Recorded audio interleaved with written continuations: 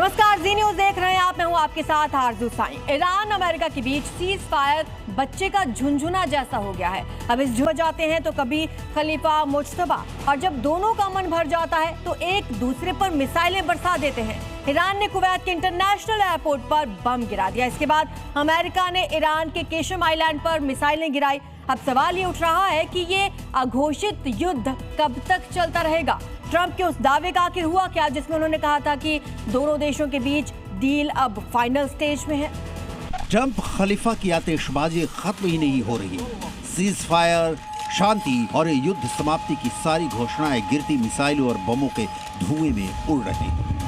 Kuwait से लेकर Bahrain तक एक के बाद एक गिरती ईरानी मिसाइलें और इन्हें हवा में ही मार गिराने की कोशिश करता अमेरिका का air defence system. America Iran के बीच तनाव एक बार फिर बढ़ चुका है।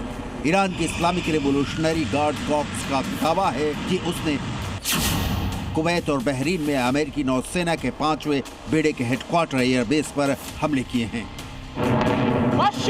ईरान ने अमेरिका को खुली चेतावनी दी है। हमने पहले ही चेतावनी दी थी कि अगर हमारे खिलाफ कोई आक्रामक कार्रवाई हुई तो हमारा जवाब बेहद अलग और बहुत गंभीर होगा। आज रात हमने अपनी बात सच साबित कर दिखाई है। दूसरी ओर अमेरिकी सेंट्रल कमांड का दावा है कि ईरान ने क्षेत्रीय देशों की तरफ कई बैलिस्टिक मिसाइलें दागी, लेकिन सभी हमले फेल हो गए।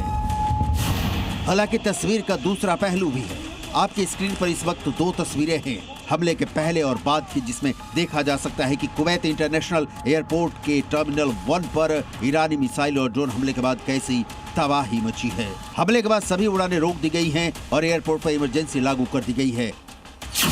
लेकिन अमेरिका का कहना है कि बहरीन पर दागी गई 3 मिसाइलों को अमेरिकी और बहरीन एयर डिफेंस सिस्टम ने रोक दिया। ईरान ने कहा कि ये हमले हॉर्मुज स्ट्रेट में ईरानी द्वीप और टैंकरों के हमले के जवाब में किए गए। ईरान के हमले से पहले अमेरिका ने हॉर्मुज स्ट्रेट में ईरान के केशम आइलैंड पर एक कम्युनिकेशन टावर पर अटैक किया। अमेरिकी सेना ने इसे आत्मरक्षा में किया हमला बताया। अमेरिका ने हॉर्मुज के पास एक ऑयल टैंकर पर भी हमला किया। इस टैंकर पर बोत्सवाना का झंडा लगा हुआ था।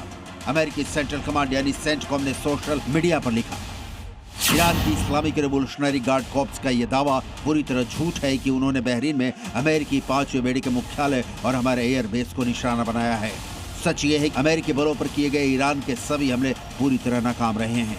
ईरान भी हमले कर रहा है, अमेरिका भी कर रहा है। सवाल फिर उस सीज फायर का क्या हुआ, जिसे कई मीडिया रिपोर्ट्स में फाइनल बताया जा रहा था। खुद ट्रंप ने दावा किया था कि इस वीकेंड तक ईरान के साथ डील फाइनल हो जाएगी। ट्रंप सीज फायर के लिए इतने संजीदा दिखे थे कि लेबनान पर इजरायली हमले के बाद इजराइल के प्रधानमंत्री बेंजामिन नेतन्याहू तक को फटकार लगा दी थी।